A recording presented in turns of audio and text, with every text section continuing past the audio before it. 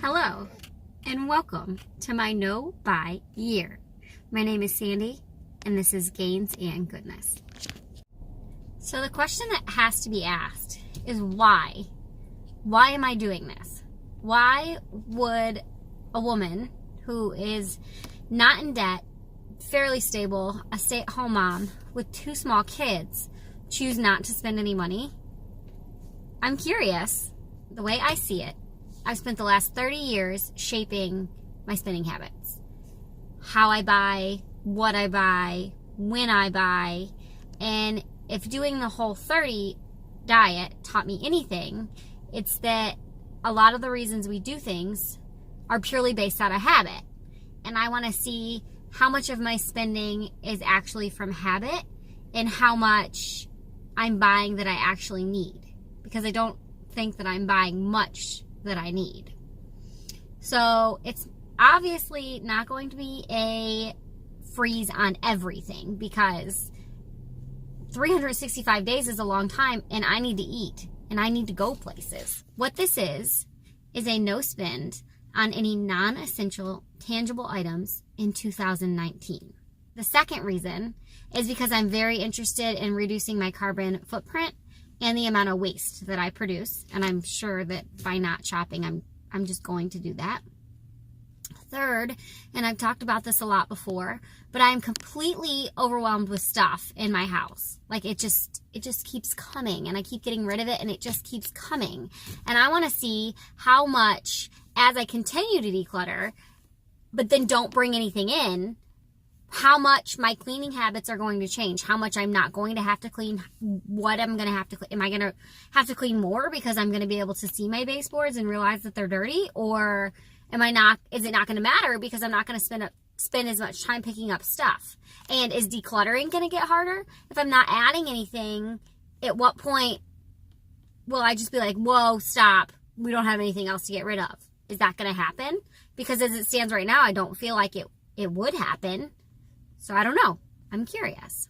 In number 4, I'm super excited to see how many adventures I'll be able to afford to go on with my kids and family. As it stands about right now, we probably do something about once every 2 weeks or once a month, which I know is a lot for people. We are very fortunate. Like, we are blessed people that have worked very hard to be in the position that we're in. This is totally a social experiment for me.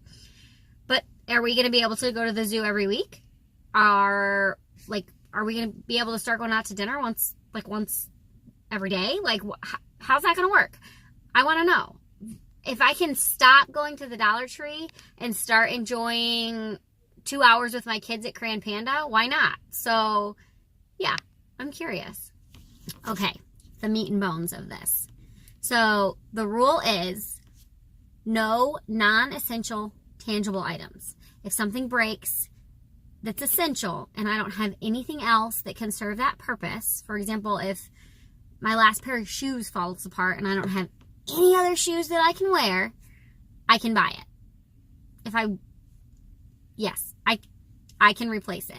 Obviously, we're going to pay our bills and we're going to buy food.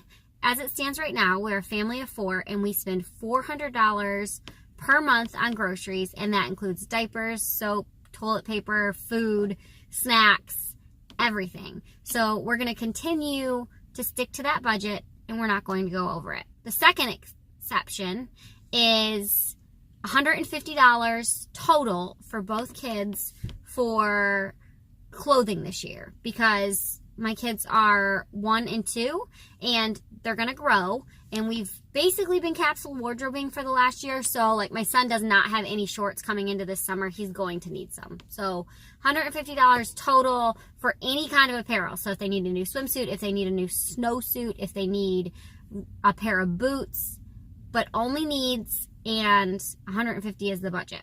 Number 3, $100 for my kids' Easter baskets and for their Halloween costumes total. So $25 each kid each holiday.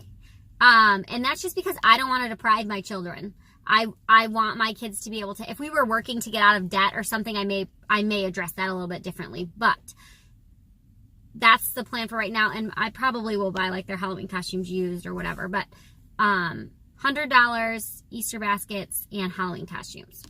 Also, along the lines of the kids, if I'm with the kids and I would like to buy them a treat, like sometimes when we're in Walmart, I'll buy my son a pack of stickers and they're $1.50.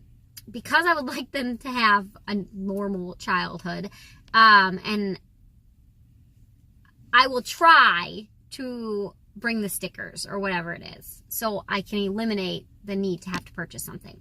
However, if I am in the store and I would like to buy my children a treat, it has to come out of the grocery budget, which means I'm probably going to eliminate ever buying my children a treat, because $100 a week for diapers and everything it's very, very tight as it stands. So if you spend $1.50 on stickers, you notice it. Like you don't get an apple.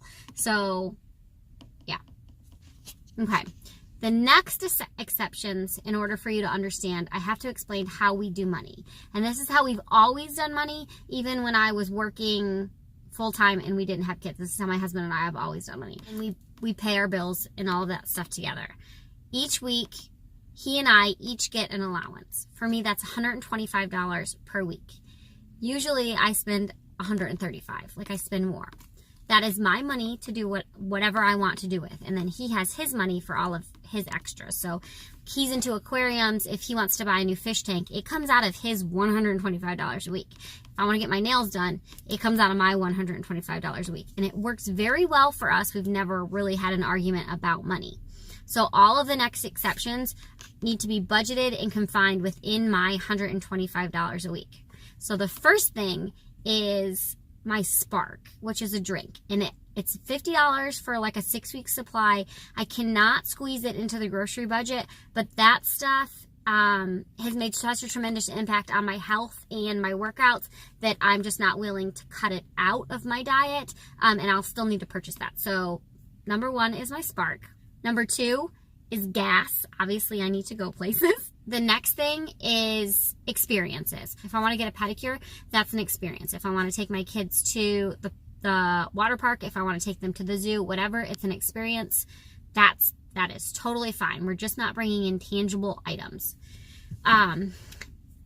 Eating out is considered a experience to me. So, but there are some guidelines to follow this because I am a fast food junkie. So if I'm going to spend my money on eating out, I need to go into a dine-in restaurant and I need to sit down. It's not an experience unless I'm eating with other people. If I am more than like 30 miles away from my home and I need food, like I've messed up and I've not packed appropriately and I need food, then I can go through fast food restaurant. I just cannot use the drive-thru. I need to go in. And the theory behind that is if I'm not willing to take both kids out of their car seats and take them inside, I'm not that hungry. The next exception is a new computer. And I know that sounds crazy, but it's on my list. It's been on my list. I have the money put aside to pay for it already. I would purchase it right now on December 31st if I could. I just don't know which exact computer I need yet, which is why I'm waiting. So, yeah, a new computer. Next, I'm going to allow myself $75 for summer clothing. As it stands right now, I don't have any shorts, and I don't really have any t-shirts, and we live in Georgia. It's hot. All I have is winter clothes, so I am going to need clothes. So $75 for that. I have 2 more exceptions.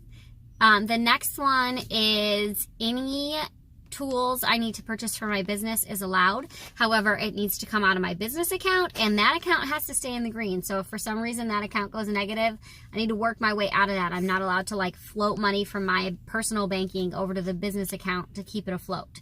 So if I need to buy stamps or postage or thread or fabric or something along those lines, I'm allowed. It just has to come out of the business account.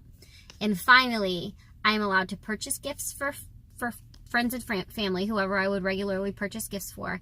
And I'm also allowed to receive gifts.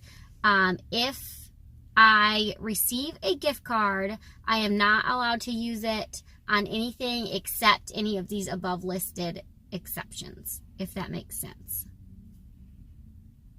Yeah, my no spend year. So, are you on a no spend year? Do you think I'm crazy? Is this something you would like to try?